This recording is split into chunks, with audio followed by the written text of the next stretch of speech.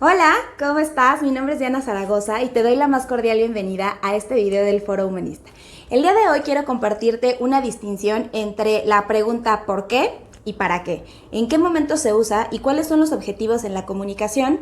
Justo para que sepas en qué momento ocupar una u otra dependiendo de lo que quieres comunicar o de la respuesta que quieres obtener. Y bueno, un lingüista explicaba que la principal diferencia entre estas dos preguntas tiene que ver con la relación espacio-tiempo. Es decir, cuando yo pregunto por qué, normalmente me voy a ir a la historia, a un hecho que ya sucedió.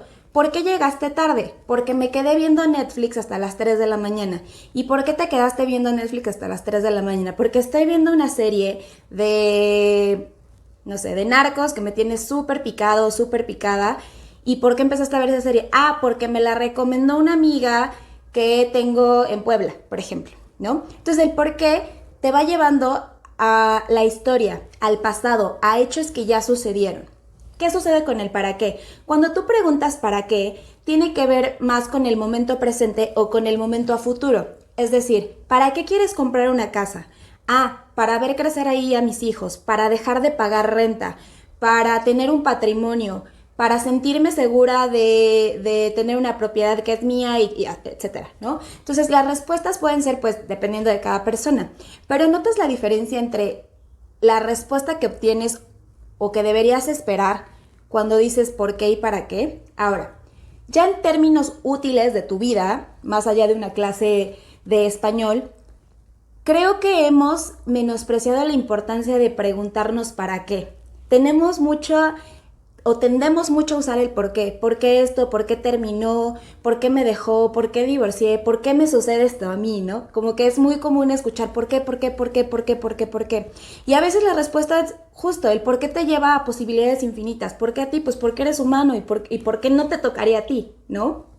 En cambio, si preguntamos para qué, hay dos cosas que yo te quiero compartir. Primero, el por qué me lleva a la fuera, a los hechos, como bien te decía, a la historia.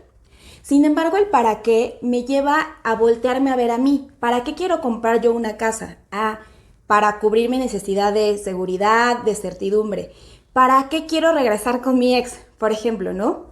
Ah, pues para hacer las cosas bien. Si yo me pregunto por qué terminé con mi ex, por ejemplo, pues porque la relación había mucho conflicto, lo que sea. Entonces, notas la diferencia y creo que no tenemos tan arraigado el hábito de preguntarnos el para qué de las cosas.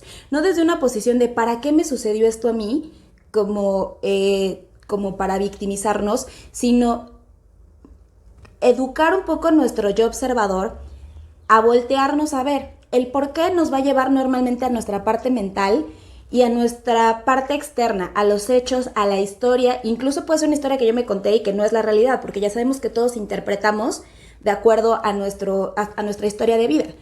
Entonces, cuando tú te preguntas para qué, abres la posibilidad de voltearte a ver desde otra posición y a ver y decir cómo. Incluso si tú haces el ejercicio ahorita así como cambias una pregunta que te estés haciendo o que te hayas estado haciendo, por ejemplo, a lo mejor durante este tiempo de, de aislamiento, ya quiero que acabe. ¿Y por qué quieres que acabe? Pues porque quiero salir, bla, bla, bla.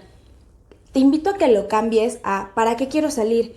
Ah, para convivir, porque ya entendí, este aislamiento me sirvió para entender la importancia del contacto humano. Ah, es totalmente diferente y aunque parece lo mismo, no es lo mismo, ¿vale? Pues de mi parte, eso es todo. Yo te invito a que practiques el para qué y que notes en tu vida la diferencia de respuestas que te pueden llegar a otorgar. Quizá no es por qué peleo con mi pareja, sino para qué peleo. Y si ese para qué se está llevando a cabo, si el conflicto está sirviendo para ese cometido o solamente es por el cometido, ¿vale? Pues yo te mando un fuerte abrazo, espero que tengas un excelente fin de semana y nos estamos viendo la próxima semana. Cuídate mucho.